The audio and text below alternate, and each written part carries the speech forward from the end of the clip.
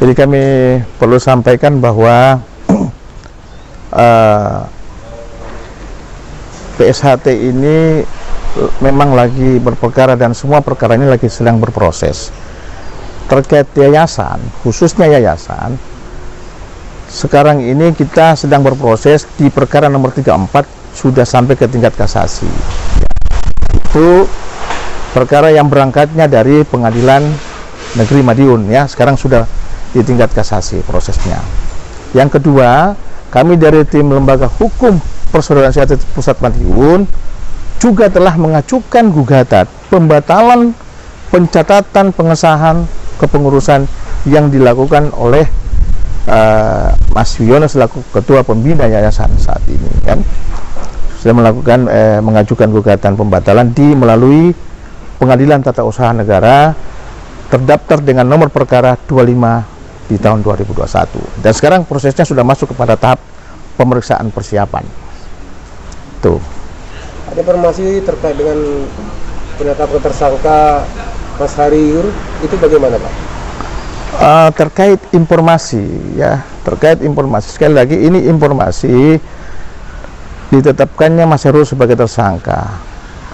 Kami dari lembaga hukum hingga saat ini kami belum menerima pemberitahuan resmi dari pihak yang berwajib, ya, khususnya di Reskrim Umum Polda Jatim. Jadi belum ada, jadi kan belum tahu persis itu, kan. Tapi informasi berkembang di luar itu seperti itu. Namun yang perlu kami tegaskan bahwa yayasan ini masih bersengketa, ya. Ada Perma nomor 1 tahun 56 dan pasal 81 KUHP mengatakan kalau mengamanatkan kalau apabila ada perkara yang yang ada hubungan hukumnya atau terjadi prejudisial, itu proses pidananya harus ditangguhkan dulu, kan, menunggu proses perdata dulu, yang didahulukan perdata. Kenapa? Karena untuk menghindari restitusi dan integrum, putusan yang berbeda, ya. Bagaimana mungkin orang sudah ditetapkan tersangka, diproses dan sebagainya, terus tahu-tahu nanti di perdatanya menang, gugatan kami menang, kan kasihan. Ini yang perlu yang dihindari, dan saya pikir teman-teman di penyidik Polda saya pikir paham hal itu. Mestinya mereka ini akan, teman-teman ini akan menghentikan untuk sementara proses pidananya. Itu, Mas. Jadi sekali lagi kami belum menerima pemberitahuan resmi terkait statusnya Mas Hariur, ya. Itu hanya dari versi sana, kan. Kami hanya melihat di video di YouTube yang mereka kirimkan, tapi kami sendiri kan harus tetap melihat kepada fakta hukum yang kesadaran kami adalah pemberitahuan resmi dari Polda, kan, itu. Nah, berikutnya, Pak, terkait dengan merek itu bagaimana, Pak? Per hari ini itu apa yang bisa diinformasikan ke masyarakat? Nah, kita juga lagi kemarin bersengketa dengan merek milik PSHT, ya. Dari pihak JJ08 ini menggugat, jadi Mas Taufik menggugat terkait dengan keberadaan merek milik PSHT melalui Pengadilan Niaga pada Pengadilan Negeri Surabaya. Dia terdaftar dengan perkara nomor 8, ya, 2019 kalau nggak salah. Sampai ke tingkat kasasi. Dari di tingkat pertama gugatan ditolak, ya, gugatannya Mas Taufik ditolak. Di dalam pertimbangan hukum penolakan itu ada juga pertimbangan hukum yang sangat krusial menurut kami, bahwa penggugat dalam hal ini Mas Taufik telah dinonaktifkan secara sah oleh Majelis Luhur. Itu menjadi dasar pertimbangan majelis, ya. Itu majelis mempertimbangkan penonaktifan Mas Taufik. Jadi sudah sah. Setelah turunnya kasasi dan menolak permohonan kasasi, otomatis, ya, putusan tidak berubah. Jadi pertimbangan hukum tetap berlaku, kan, itu, Mas. Jadi terkait merek.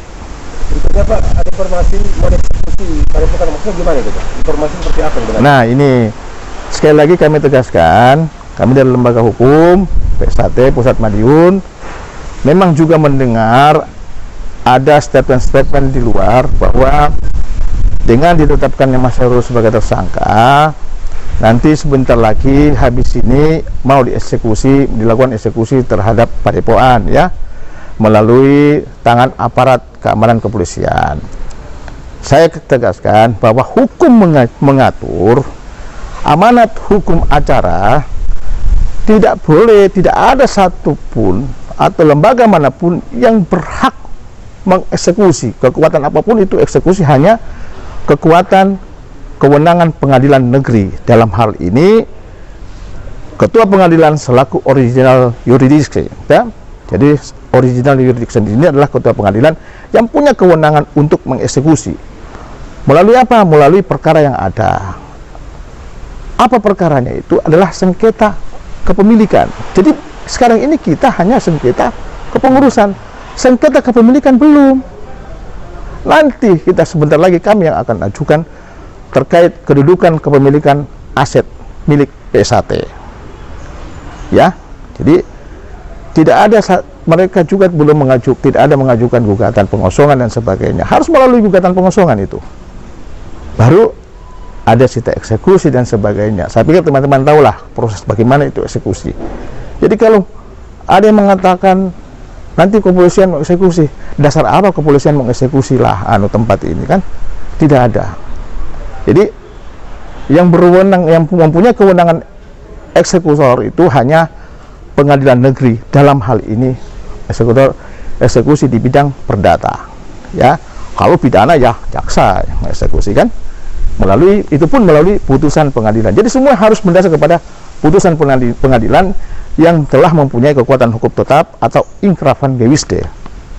Itu Mas ya. Mungkin himbauan dan harapannya Pak, himbauan dan harapannya ke masyarakat. Ya, kami berharap pada semua masyarakat, khususnya warga PSAT yang kami cintai, dulur-dulur semua,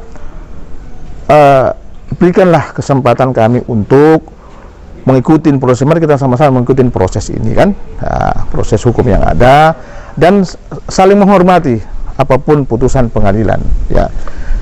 Jadi artinya kita tidak bisa maksa-maksa ya, mau harus begini harus begini. Jadi kembali kita, karena kita sudah pilihan kita ke jalur hukum, ke ranah hukum, ya sudah ikutin saja ini kan, apapun putusannya ya itu yang kita harus lalui kan, karena ini pilihan kita bersama. Saya pikir begitu.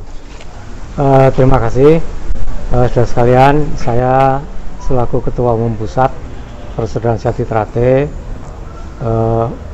dengan adanya putusan kasasi yang menolak gugatan dari penggugat tentang hak merek, saya menghimbau kepada saudara-saudara saya semuanya, warga Desa Trate, Pusat Madiun, agar tidak bertindak anarkis.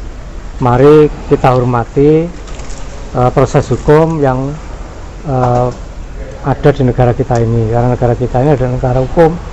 Oleh karena itu semuanya saya harapkan untuk bisa memahami dan menjaga Kamtibmas di wilayah masing-masing tetap kondusif ya, sehingga kegiatan-kegiatan yang dilaksanakan oleh Desa Trate ini dapat berjalan sebagaimana mestinya. Kami tidak ingin ada saudara kami yang melangkah di luar perintah ataupun di luar ketentuan organisasi. Kita serahkan sepenuhnya proses hukum yang ada ini kepada Lembaga Hukum dan Advokasi STRATE Pusat Madiun. Apapun hasilnya, itulah merupakan perjuangan di samping dari lembaga hukum, juga doa dari saudara-saudara saya sekalian di seluruh Indonesia, bahkan sampai di luar negeri. Untuk itu saya tetap mengharap untuk tetap menjaga Kamtibmas di wilayah masing-masing, sehingga sebentar lagi kita akan menyelenggarakan agenda parapatan luhur. Namun dengan situasi kondisi negara yang masih terpapar oleh adanya COVID ini, maka pelaksanaan parapatan luhur nanti tentunya agak berbeda ya, kita menggunakan sistem virtual, sehingga nanti saudara kami yang ada di luar Madiun bisa mengikuti melalui melalui virtual ataupun melalui Zoom meeting. Saya kira itu saudara kami. Terima kasih atas dukungan, doa, dan perhatiannya. Semoga apa yang kita perjuangkan untuk kebenaran dan keadilan serta menjaga marwah ajaran, tradisi, dan aturan SHTRATE secara baik dan benar ini tetap mendapat rahmat dan ridho dari Allah SWT. Amin. Saya kira demikian, terima kasih.